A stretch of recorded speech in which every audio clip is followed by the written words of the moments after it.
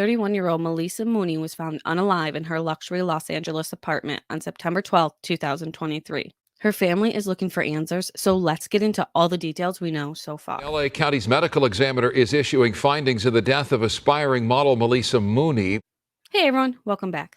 Like I said in my mini intro, we are going to be discussing what happened to Maleesa Mooney. As always, I want to discuss who Maleesa was before getting into the details of her death, because she is a real person who lived a real life, who deserves to be remembered for who they were, not how they left this earth. Just a quick reminder to subscribe to the channel if you haven't done so already. Maleesa Marie Mooney was born on October 16th, 1991. Now, I didn't really find too much about her personal information, that her family released or anything like that, in her background, other than she was a beautiful, aspiring model and she had recently got her real estate license. A lot of the info in this video was provided by either interviews her sister Jordan Pauline had or the autopsy report. Now, her sister Jordan Pauline is a famous Guyanese pop star whom I never heard of before this case, but I did look her up on Instagram because she posted a few different things about her sister, and she has over 1 million subscribers, so go her. Her sister described her as the backbone and peacemaker of her family, making sure that everyone was getting together and loving each other as they should. Jordan said her sister was kind, loving, and had always opened her arms up to many of her friends. Maleesa had recently moved into the fifth floor luxury apartments at the Sky at Bunker Hill by herself at the beginning of August 2023, so just a little more than a month prior to the murder. She just moved into her new place. She was set to hold back over to her old residence, which I assume was her mother's place, actually, just by the way they're talking about it, to get some of the old belongings that she left behind. Now, I'm not 100% that it's her mom's place, but just sounded like it. So she was set to head over there to get the rest of her stuff, but she never showed. The following day, September 10th, her sister would call LAPD and ask them to do a welfare check at Maleesa's apartment. Police went to her apartment and knocked on her door, but no one answered. It's reported that they didn't see anything out of the ordinary, so they left without entering the apartment. 2 days later, still concerned, Maleesa's mother contacted the manager of the apartment complex and discussed with her how she hadn't seen her daughter in a few days and was really concerned about it. The manager then called the police and requested that they come back out and do another welfare check, but this time the manager would give police a key so they could enter her apartment. While looking through her apartment, police officers noticed that there were items on her counter that actually belonged in her refrigerator, so this prompted them to go over and examine it a little more. According to reports, they found a pool of blood underneath the refrigerator, and when police opened the door, they found Maleesa. She would be pronounced dead at 4:32 p.m. The autopsy report would detail how her wrists and her ankles were bound together with clothing, and from what I understand from the autopsy report, it appears that while her wrists were tied together and her hands were tied together, they were then tied together with electrical cords. A gag was also found in her mouth made out of clothing with another sweatshirt, something placed over her head. It would be confirmed using her fingerprints that it was Maleesa Mooney in that refrigerator, and her family was notified of her death. An autopsy would take place on September 17th, which found blunt force trauma described as lacerations, abrasions, and contusions on her face, back, head, and upper left arm. Also, one of her ribs was broken. Now, the medical examiner would find no abnormal findings in her neck, so authorities do not believe she was strangled, and due to no other life-threatening injuries, they believe she most likely died from asphyxia. That's just a medical term for being deprived of oxygen. Her toxicology report did show a presence of cocaine in her system when she was killed, but no other drugs.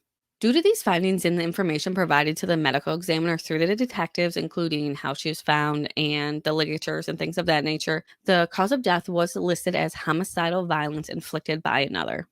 So murder. Police started investigating her death as a murder from the moment she was found, which I'm sure is just caused to how she was found, so it became no surprise when the cause of death was listed to homicide, like I said, due to how she was found with the ligatures inside a refrigerator. Police would review video footage from her apartment complex, and they saw that she was last seen on surveillance video with 2 of her friends in the afternoon of September 6th. Now, both of these friends were seen later on leaving, but she has not been seen on video again. Then, an unknown male was seen on September 7th using her apartment key fob to use the elevator and was carrying some plastic bags. Now, I didn't see anything else in any articles besides just that little bit of information, so I do have a lot of questions. Now, was he going up and down the elevator carrying these bags? Was he seen leaving the apartment complex or just using the key fob to go to different floors? Was he entering her apartment or was he leaving the apartment? Was he seen doing any of that? But of course, this is a new and active investigation that will most likely have a ton of details that are not released to the public and the media. So please can use that information as like a holdback for if they find the killer or if the killer confesses, they have that information to confirm that they are indeed the person who did this. A few things her sister shared was that Maleesa's iPhone and her MacBook were stolen. Now, I'm not sure if this was stolen or if the police actually took it for evidence, because it would make sense that the police would take her computer and her iPhone to get some information, people she's been talking to, any last threats, any type of feel for conversations that might be negative, that might want to harm her. But then again, I didn't see anything else in the articles, like any of the other information, that police had these items. But then they might not want the killer to know what they have. But I feel like I said, that's common sense. Like most people would think that the police would want to look through the person's phone to see who they're talking to, all that. Jordan would also tell reporters during interviews that her sister was 2 months pregnant at the time she died. And she even told Ashley Banfield that she spoke with the father of the child that's expected. And he was just devastated about the whole thing because, of course, Ashley asked if they discussed this because one of the first people police look at is significant others, things of that nature. I do want to mention I did not see anything in the autopsy report that she was pregnant, and police have made no comment on this information either. It may come out for sure one way or another, but unless the child's father is the murderer, or maybe some girl that he was like seeing and he shouldn't have been seeing the other one, or some love triangle, kind of like the Caitlin Armstrong case that's happening right now, then it doesn't matter to me. It's just another layer of heartbreak if she was. Interestingly, just 2 days before Maleesa was found, on September 12th, another Los Angeles model was found dead in her home. 32-year-old Nicole Coates was found deceased just 3 miles away from Maleesa's apartment. This caused some questions. Was someone murdering beautiful black models in LA? According to police, the two deaths are not related, and the cause of death was most recently released for Nicole last week, showing that she died of an accidental drug overdose. Her autopsy report shows that she had higher levels of cocaine in her system, causing her death. However, her family does not believe that this is her cause of death and does think that foul play happened. According to her family, the last time they spoke with Nicole was on September 8th when she was about to head out to go on a date with someone she met for the first time. And then they never heard from her again, unfortunately. So we're coming more to the part of this video where I want to discuss more thoughts than facts. Before I get there, I want to provide some information to be able to contact the LAPD. If you or anyone has information regarding either woman's death, call 213-996-4150, or you can reach out to LA Crime Stoppers for anonymous tips at 800-222-8477, or you can even submit a tip online at lacrimestoppers.org. So, like I said, we're discussing more thoughts than facts at this point. And a disclaimer, I'm no expert in anything true crime.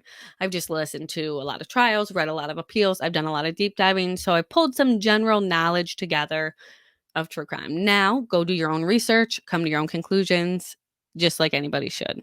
Now, I think a lot of details in this case push more towards someone Maleesa knew. Now, her sister says that she can't think of anybody in Maleesa's life who would do this to her, but let's go over why I think that this might be the case.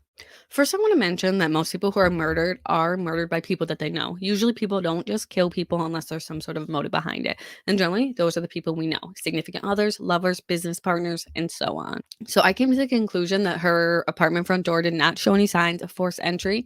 At least, this is what I assume, because the police, when they went to the first time, the welfare check for the first time, putting thoughts together, it's happening, I promise. When the police went to her apartment for the first time to do the first welfare check, they did not find any information that would prompt them to go inside. And I think that a sign of forced entry or a door being kicked in or something like that would give them the desire to go inside. Also, the autopsy report did not indicate any type of defensive wounds. So, to me, this means that she let somebody in, somebody got close enough to her, or this could mean nothing and she could have just been caught off guard or subdued by some sort of weapon that she couldn't even fight.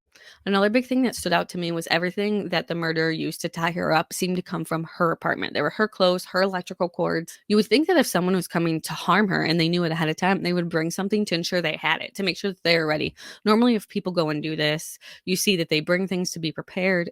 Again, not always, but it also begs the question, was this planned or was this a heated fight that just spiraled out of control? Now, I don't know any of these answers, but I am truly hoping that for her family's sake that they get some answers. They deserve to know who took their loved one away. So again, I will put all the tip information into the description box along with my sources and ways to support the channel. I'm going to go ahead and file this case as it progresses, and hopefully police are able to find the suspect who did this and took away this beautiful young lady. Now, if you've made it this far, I want to say thank you truly from the bottom of my heart. I appreciate you and all your support. Please make sure to like this video, subscribe to the channel, share it with anyone that you think may be interested in true crime.